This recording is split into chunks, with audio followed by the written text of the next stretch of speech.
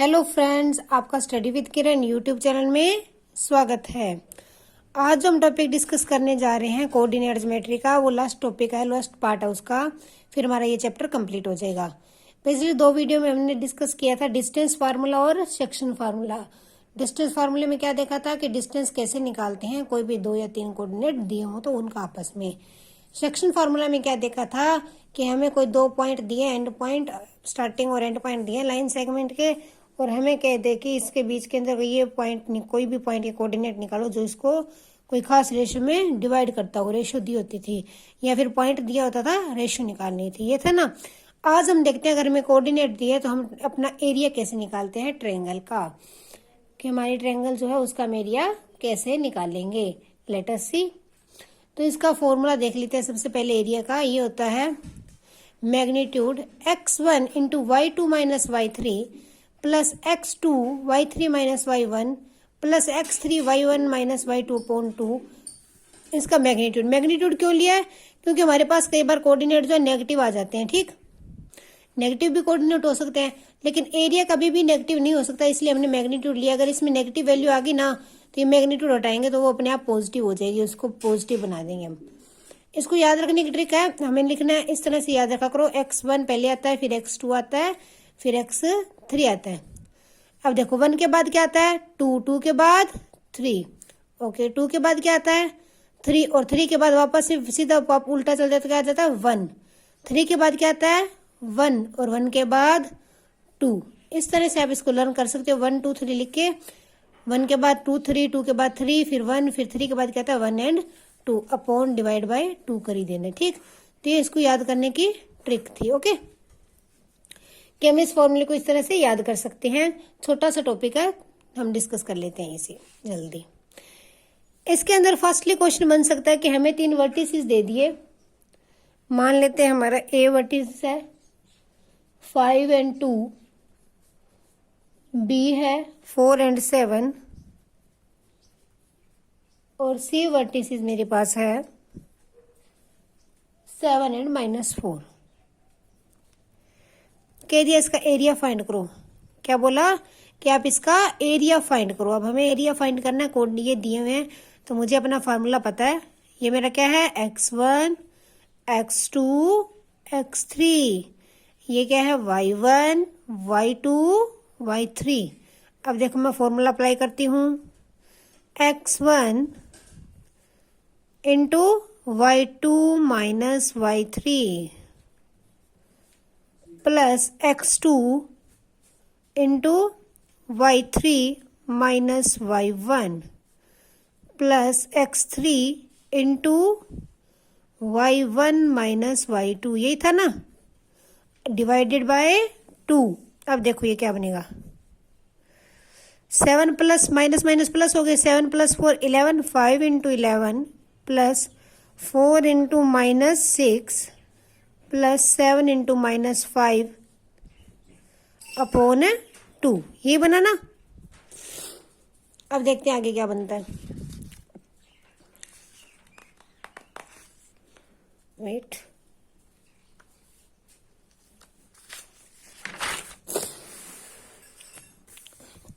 Magnitude रखना है मैंने। 11 5 15 -24 और -25 बनेगा।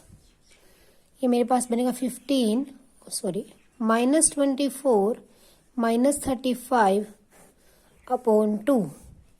ये क्या बन गया 55 -59 अपॉन 2। ये हो गया -4 अपॉन 2। तो मैग्नीट्यूड में क्या आ गया -2।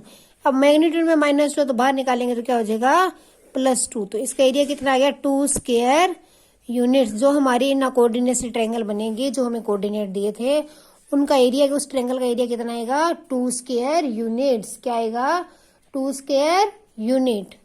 ओके, इस तरह से होगा। ठीक, अब नेक्स्ट देखते हैं और किस तरह का क्वेश्चन पूछा जा सकता है। इसमें से ज्यादातर 2 ही तरह के क्वेश्चन। फाइंड द एरिया, एक और करके देखते हैं। Tray of triangle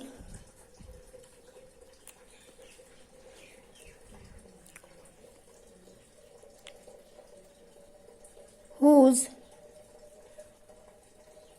vertices are -1 and 5, 6 and -2, and third दिया है मेरे को -3 and 4। अब इसका एरिया फाइंड करते हैं। x1 y1, okay. अब देखो फॉर्मूला क्या था एरिया का, 1x1, आप बोल के देखो सभी, देखो सही बनता क्या, 1 आ गया 2 and 3, 2 आ गया तो 3 - 1, देन 3 आ गया तो 1 - 2 अपॉन 2 इसका मैग्नीट्यूड, ओके। ये हमारा फॉर्मूला है। अब फॉर्मूले में वैल्यू पुट करते हैं। x1 है मेरे पास -1, x1 था -1 इनटू मेरे पास y2 क्या है -2 और y3 कितना है 4 प्लस x2 मेरे पास है 6, y3 है 4 और y1 है 3 प्लस x3 है मेरे पास -3, वो y1 है 3 और y2 है -2, वेट, यस रिफ्लेक्शन बन गई थी थोड़ा, अपॉन 2 इसका मैग्नीट्यूड। देखो ये वैल्यूज पुट किया मैंने सारी, आप चेक कर लेना। अब देखो ये क्या बनेगा, -1 इंटू माइनस माइनस दोनों के साइन सेम है तो प्लस होगा ना, ये बन गया -6 plus 6 into 1 plus -3 into minus minus plus 3 और 2 5 अपॉन 2, ये बन गया 6 प्लस 6 माइनस 15,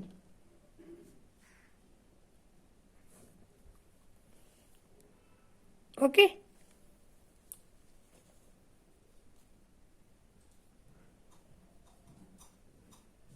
वेट,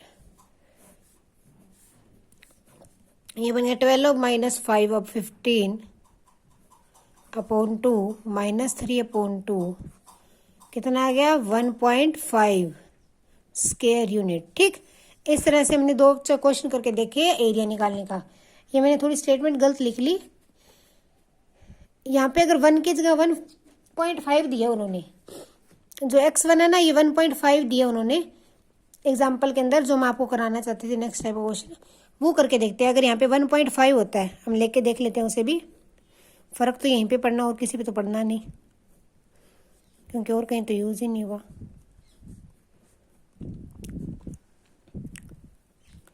जो चीज़ मैं आपको दिखाना चाहती थी वो इसमें प्रूव नहीं हुई, मैंने स्टेटमेंट बाय मिस्टेक गलत लिख ली। अब इन दोनों को मल्टीप्लाई करेंगे, क्या बनेगा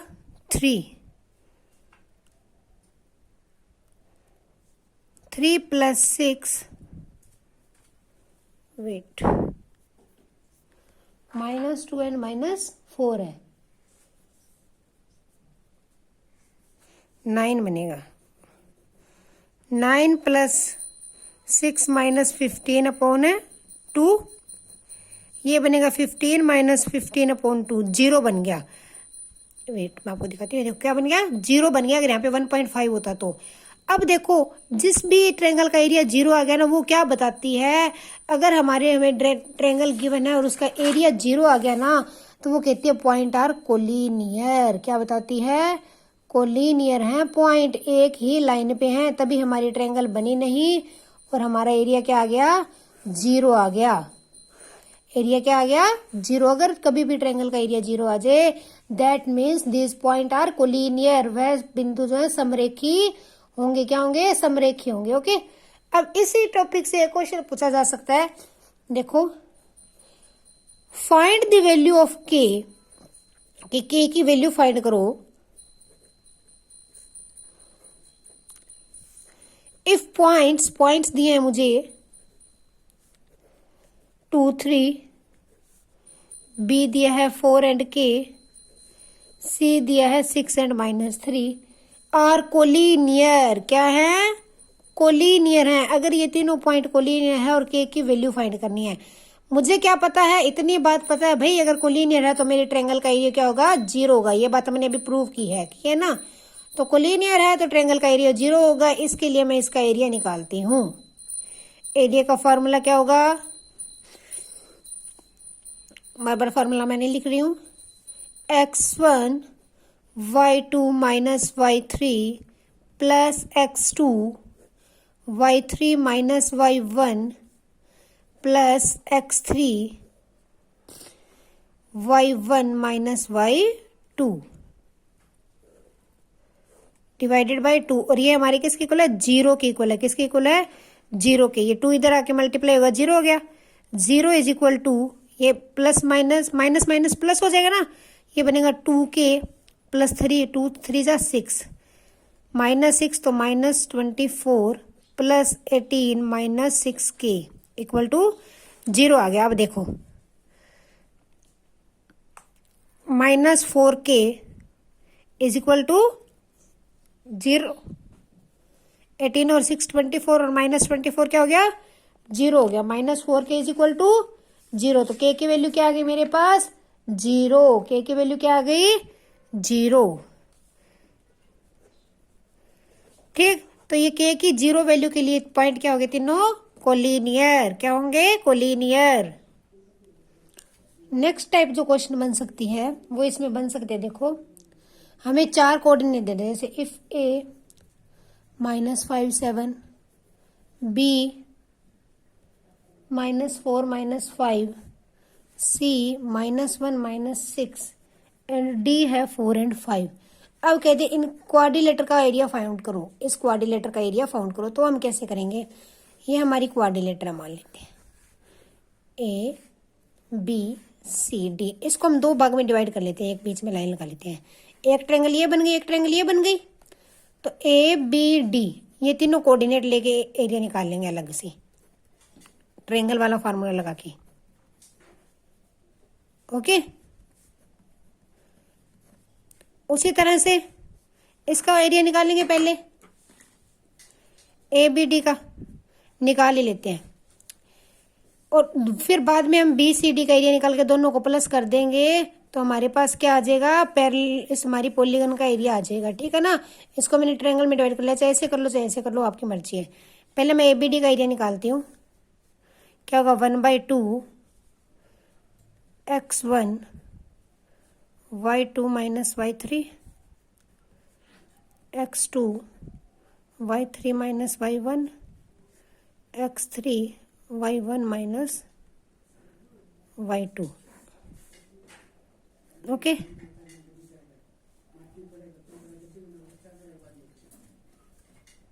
माइनस 10 इंटू -5 50 -2 इंटू -4 क्या हो जाएगा? 8।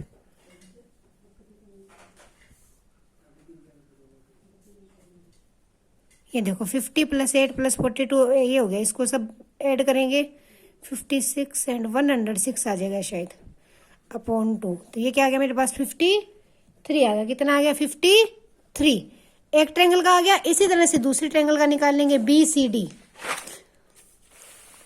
बी सी डी के कोऑर्डिनेट लिखूंगी मैं, -4 -5, सी के है मेरे पास -1 -6। मैं लिख रही हूँ, आपके पास कॉपी पे लिखे होंगे, पेज आपको नहीं शो करिए एक बार। और डी के होंगे 4 एंड 5। ठीक, अब इस ट्रायंगल का एरिया फाइंड कर लेते हैं। देखो, आप भी अपनी नोटबुक्स पे कर लो सभी।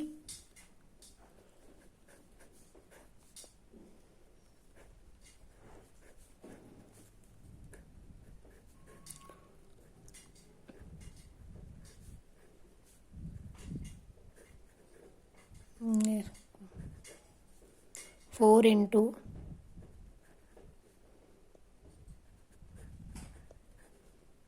ठीक,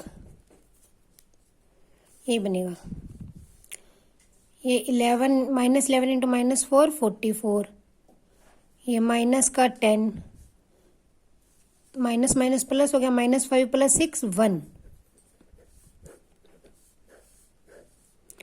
ये आ जाएगा मेरे पास 38/2, तो कितना आ गया 19।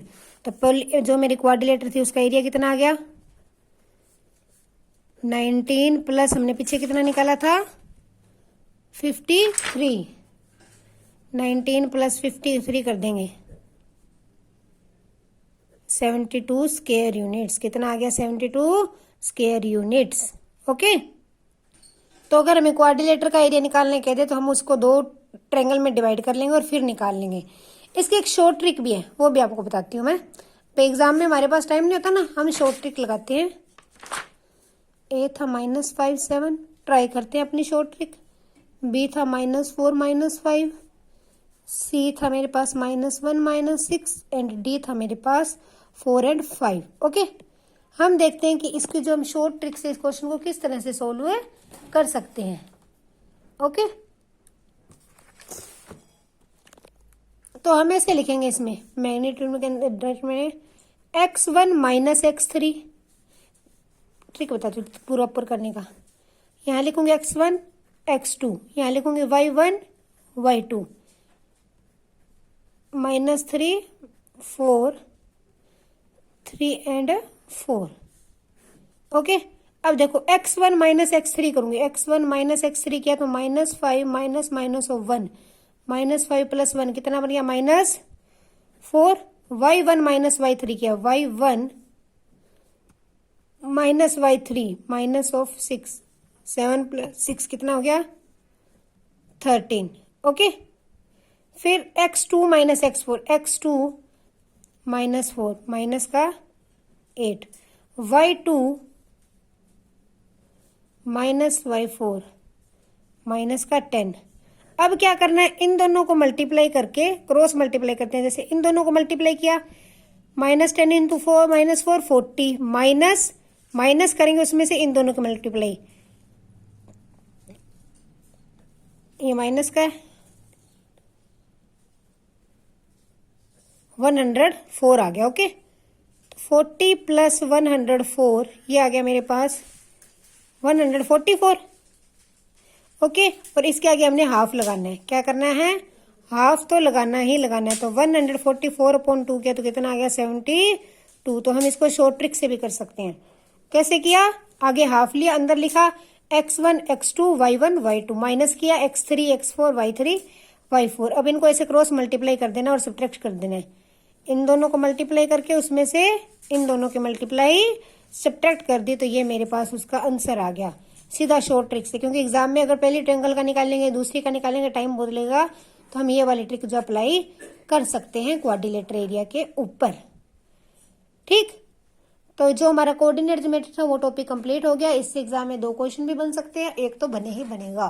तो हमने इसके अंदर कितने टाइप के क्वेश्चन किए, पहले दिन डिस्टेंस फार्मूला देखा, डिस्टेंस फार्मूला से डिफरेंट टाइप के क्वेश्चन किए कि हमें ये कह दे कि इस पॉइंट से इक्वी डिस्टेंस पे है तो ये पॉइंट फाइंड करो, ये पॉइंट वाई कोऑर्डिनेट है इसको इक्वी डिस्टेंस पे है तो फिर पॉइंट फाइंड करो। ठीक, या फिर कोई 2 डिस्टेंस फाइंड करो, या हमें पॉइंट दे दिए तो पता करो ये ट्रायंगल है या कोई और चीज है। ठीक, ट्रायंगल के लिए क्या था, 2 का सम तीसरे से बड़ा आना चाहिए था। कोलिनियर के लिए क्या था कि 2 का सम तीसरे के इक्वल आना चाहिए था। स्क्वायर के लिए क्या था कि 4 डिस्टेंस इक्वल आने चाहिए, 2 आपस में इक्वल आने चाहिए। ठीक, उसके बाद फिर हमने कल किया था सेक्शन फार्मूला। सेक्शन फार्मूले में क्या देखा कि एक पॉइंट है वो इस लाइन को सेगमेंट को किस रेशियो में डिवाइड करता है। पॉइंट दिया था तो रेशियो निकाला था, रेशियो दिया हुआ था तो पॉइंट निकाला था। अगर पॉइंट और रेशियो दोनों नहीं दिए तो रिलेशन निकाला था k/1 लेके। जब भी हमें रेशियो नहीं दिया हुआ तो हम क्या ले रहे थे k/1। ये भी देखा था कि अगर हमें ये कह दे कि 3 इक्वल भागों में बांट रहा है तो किस तरह से पॉइंट निकालने हैं। ठीक, आज हमने देखा एरिया निकालने का फार्मूला देखा ट्रायंगल के। फिर हमने देखा कोलिनियर होगा तो एरिया 0 होगा। अगर हमें कह दे कोलिनियर है तो पॉइंट्स को एरिया को 0 के इक्वल लिख लेना है। ठीक, और हमें वो पॉइंट फाइंड कर लेना है। फिर देखा जो हमें कोई पॉलीगन दे दे तो उसका एरिया कैसे फाइंड करेंगे, और उसकी एक शॉर्ट ट्रिक भी देखी। तो ये हमारा कोऑर्डिनेट ज्योमेट्री जो टॉपिक था वो आज कंप्लीट हो गया। ये क्वाड्रिलेटर वाला आप उस फॉर्मूले से भी कर सकते हो या फिर इस शॉर्ट ट्रिक से भी किया जा सकता है। ओके, तो हमारा कोऑर्डिनेट ज्योमेट्री टॉपिक आज फिनिश हो चुका है। आज के लिए इतना ही। Thanks and have a nice day. Please video को लाइक शेयर जरूर करें, चैनल को सब्सक्राइब भी करें।